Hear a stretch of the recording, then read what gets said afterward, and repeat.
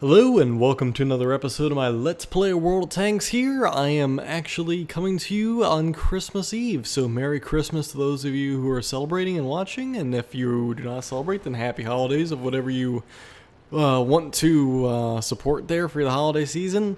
And of course, if you're in the future, then hey, it's another day and it's another episode of my Let's Play. So anyway, I kind of decided to get back into the artillery here. I haven't used artillery in quite some time, and I started using the GW Tiger, and man, let me tell you, playing this thing stock, it is rough. It is very much worth the free experience to get at least the tracks and the engine, because not using it, it moves so utterly slow that it is almost impossible to really be effective. And even then, I mean, a beautiful shot there that just landed completely short. But the simple fact that I don't even have the upgraded gun makes a huge difference, and I almost recommend getting the upgraded gun.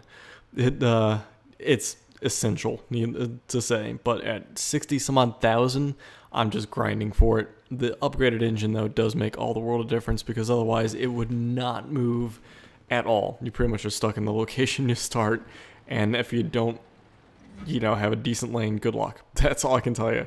It is not fun.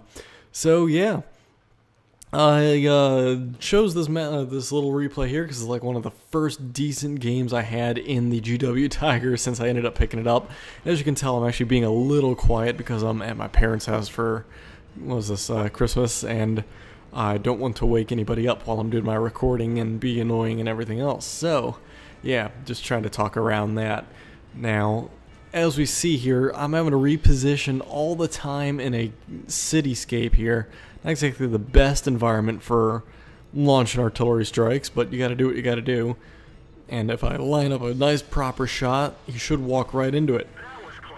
And of course, he walks into it, but I hit right underneath him for a total of, 7 damage, I think that was? So yeah, ineffective for that round, but hey, scared him maybe, damaged a crew, who knows. Didn't kill anything, didn't do any visible damage, but yeah, still. I have to get back into the swing of learning how to properly lead people, and that's a key thing to artillery is you kind of start to get a feeling for how fast people are traveling versus, and of course a mod like this is very essential for telling you how long the distance or travel distance for a shell is, the whole 1.8 seconds there, because without it I wouldn't know how far to lead people, and just having to go blind, it makes it almost impossible. But since I have an idea, I'm able to judge based on their movement where they should be, and that's just a little bit of practice that you're able to do that. It's highly recommended you get, what is this? This is Jimbo's.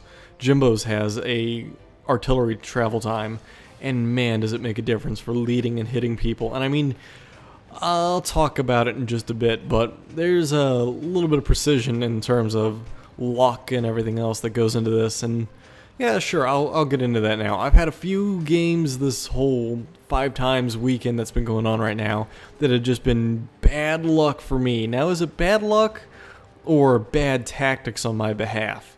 Either or, it really hasn't paid out for me too well, because I've had certain things happen, like artillery has nailed me square on the move at decently close range while I'm firing at him and hitting him, and he's being assaulted by several other tanks. And it's one of those things where it's like, there's no way he should have hit me, but did I have bad luck? Did he have bad luck?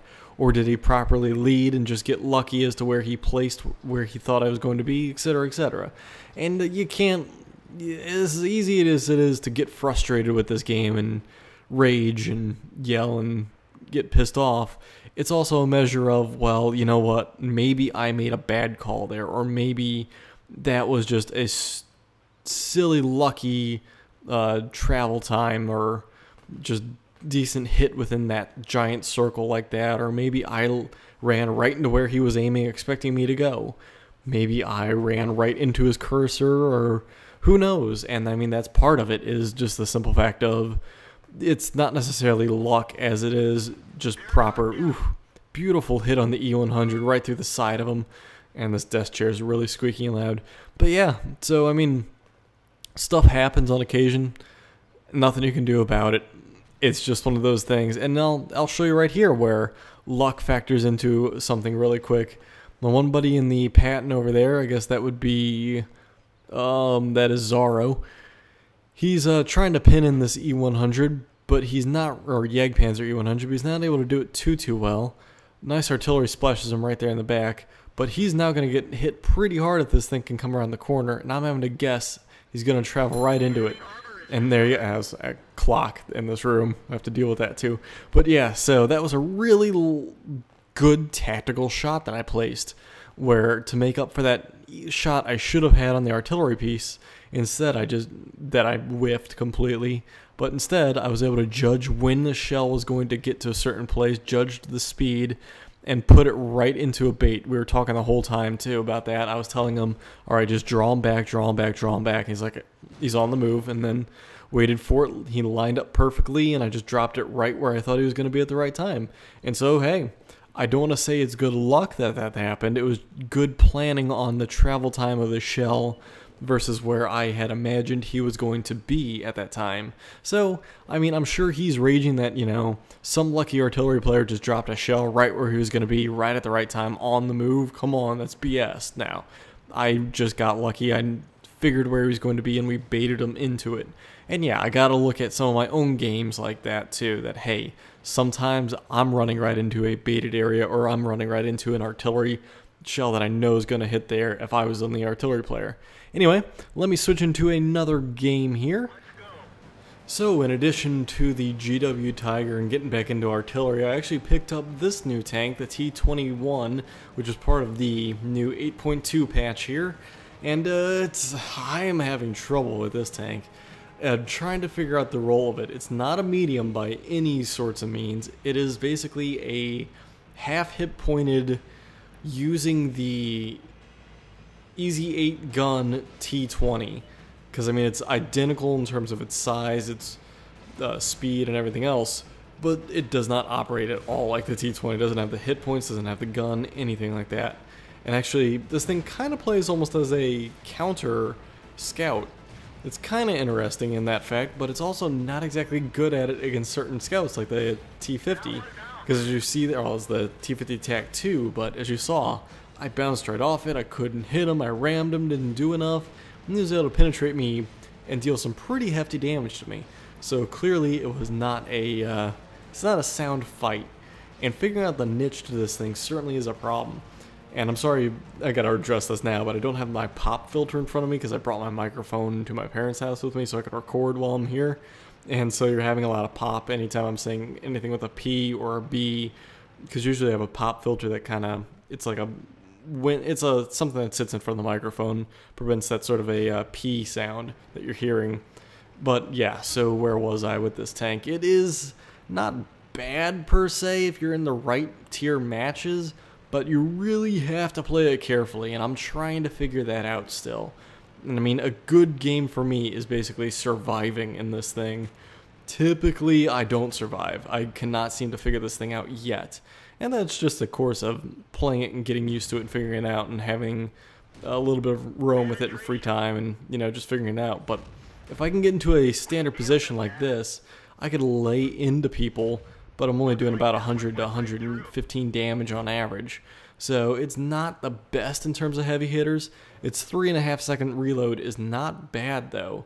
So it can make up for its lack of penetration and damage based upon the fact that it is firing fast enough. But the problem is actually getting to a position where you can hit and do damage and actually be able to be effective, because a lot of things are going to penetrate you for all their damage. There's no reduction at all because this thing has 0 armor whatsoever.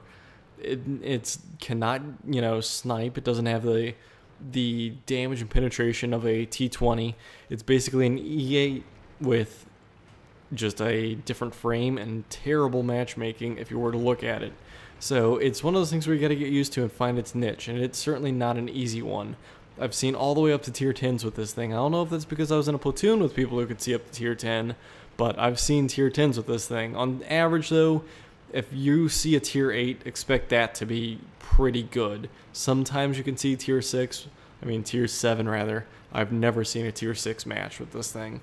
So it's not bad. It's fast enough that it can get away from most things, but again, I primarily use it as a counter scout, and then a late game scout, as in I'll wait half the game, and then as I'm doing here, I'll go hunt down artillery, or I'll go back cap while the rest of our team is contending midfield, or they're almost getting capped.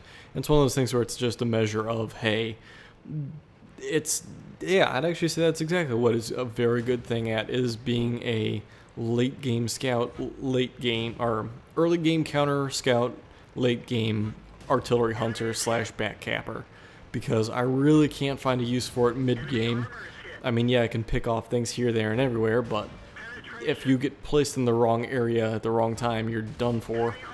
So using this thing as a nice little, back capper is not bad at all, because I actually just won a game in it when I was doing my quintuples earlier today, where basically my team was getting pretty hard rolled, but they had overcommitted, and me and one other T21 just rolled right through the center of a map where it wasn't defended at all, right into the enemy cap, and just capped, no problems, because no one else could get back to us in the 45 seconds it took, especially since they were all overcommitted to the actual location.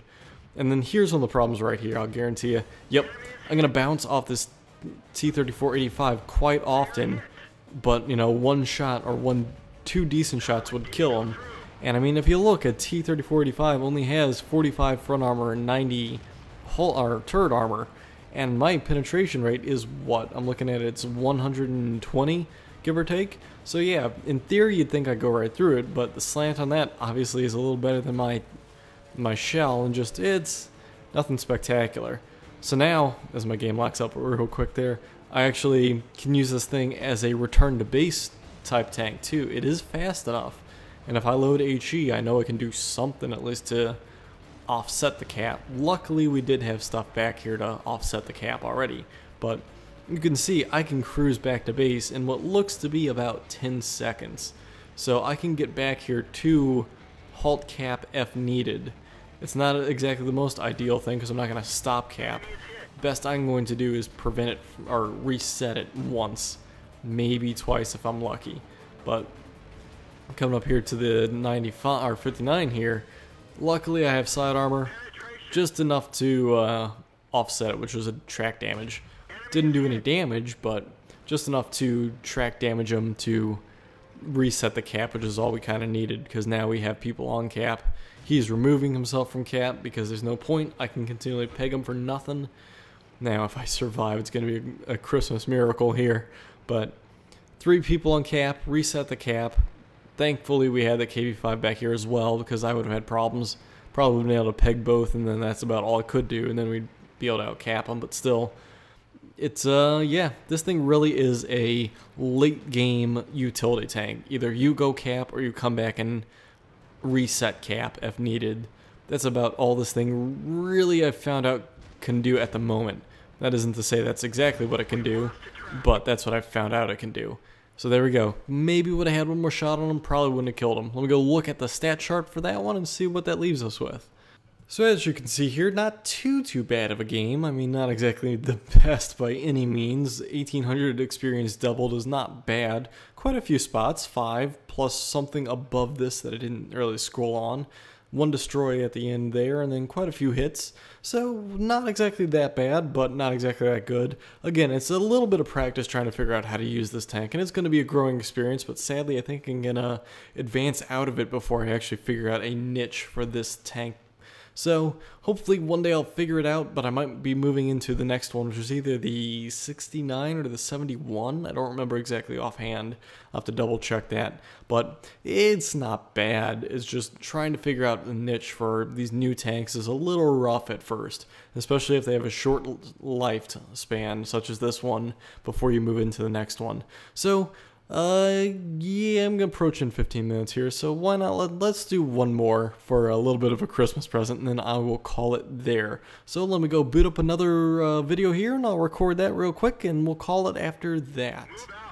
Alright, so jumping into something a little different. I usually play this thing every now and again. This is my KV-2 with the derp cannon. I absolutely love this thing, and anytime anyone says, hey, let's play a tier 6, I immediately jump to this thing, no question about it. Easily one of my favorites, plus it's just fun to hit somebody with this gigantic cannon. because if you don't instantly kill them with it, you're gonna do somewhere like 300 to 400 damage. And that is just scary.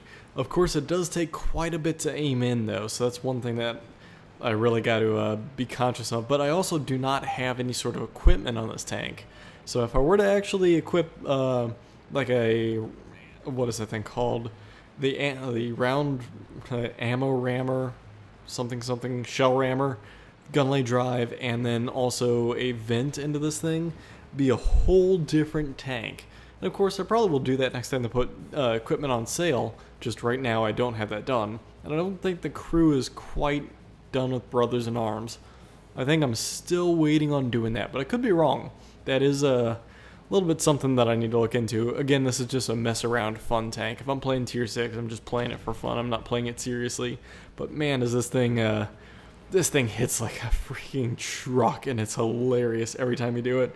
And I mean, even if you don't hit and do crazy stuff with it, this thing has some really good armor. It can sit there and take a pretty good hit from almost anything that it will face. Now, if you go even against like tier 8s, while it's not going to be able to bounce much, you're still going to be able to damage tier 8s just as easy as you are going to damage any other tank.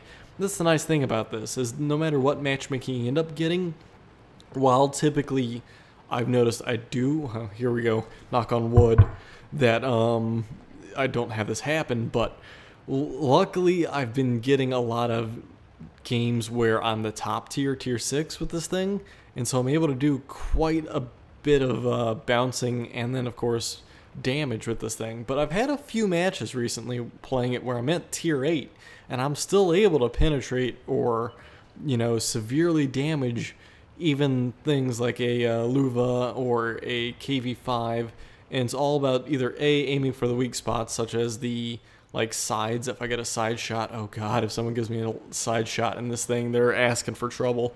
But or the R2D2 or something like that. I mean, it's all possible. And the derp cannon on this thing, you're guaranteed to do what, damn near 300-400 damage with it. So no matter what you're facing, you're doing some hefty damage. Now, if I put an ammo rammer on this thing, instantly my damage goes from, what is it? Wow, wasn't even aiming at that guy. It's still, I was aiming at the Churchill and I got the 20. But with the rammer on this thing, I do probably about a 20-second reload. I think currently it's a 23-second reload. So it should bring it down, and then if I had Brothers in Arms, it should bring it down to about 19. And then on top of that, if I were to put gun lane drive, my aim time would be reduced by, was that 10%? Man, look at all those hits I just took. Whew. This thing can take quite a bit of a beating. You see all these things hitting me and bouncing off me. I'm taking T-49 hits, Wolverine hits, Jagdpanzer hits. I'm getting tracked by the T-49 again. Artillery's slamming it around me. Man, if it's out there, it's hitting me. So, T-49, hey, guess what? Payback! So, yeah, no. I was lucky to have survived that. I probably should have known that I was going to be spotted there, but I was, oh, so lucky to have not been killed by all those rounds coming in on me.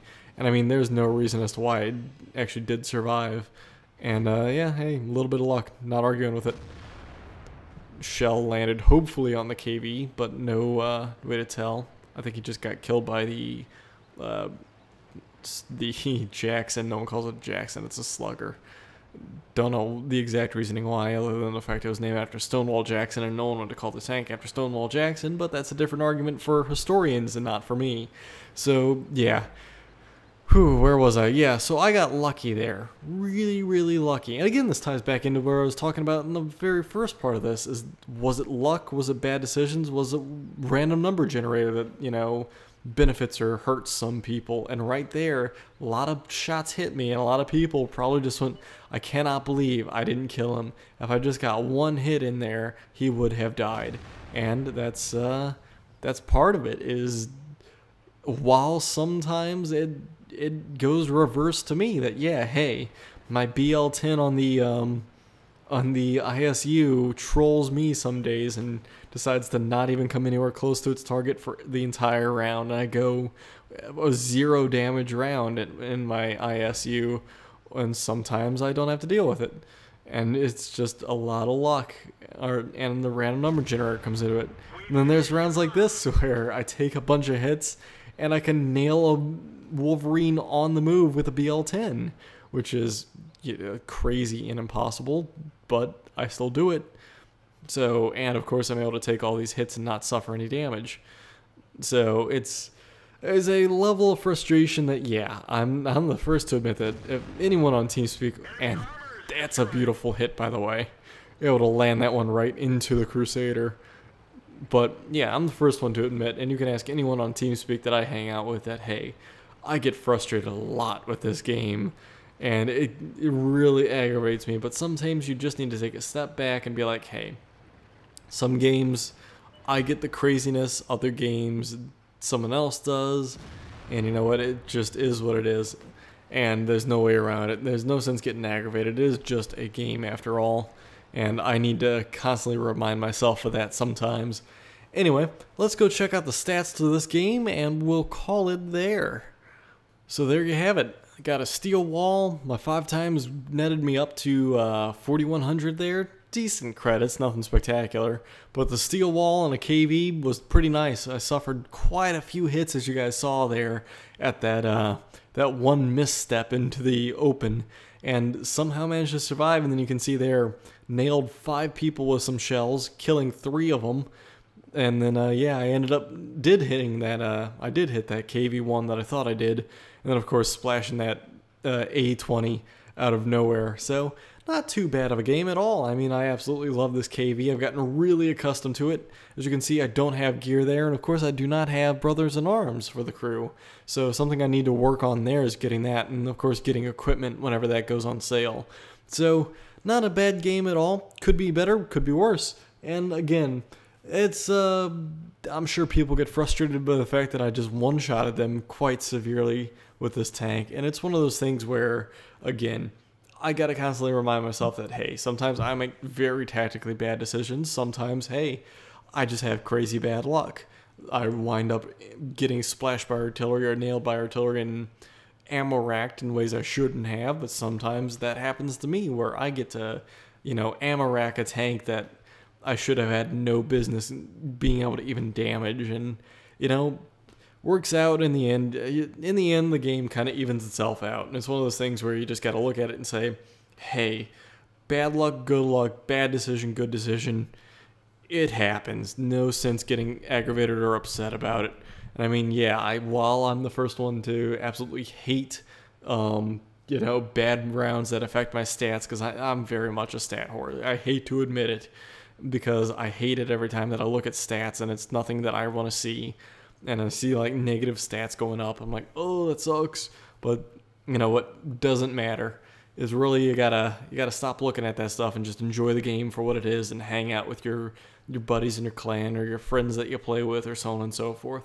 So anyway, before this clock decides to chime again on me, marking the hour because it's going to chime a lot, I'm going to sign off here. So I want to thank you guys all for tuning in. I want to wish you all Merry Christmas if you're celebrating that, or Happy Holidays for anyone else. And of course, in the future, people, hope you guys enjoy the episode. So, I hope you guys don't mind that I didn't have my pop filter. Again, I'm kind of running on a very mobile platform. Hope you don't mind that my mic is in front of me directly as opposed to off to the side where I normally like it.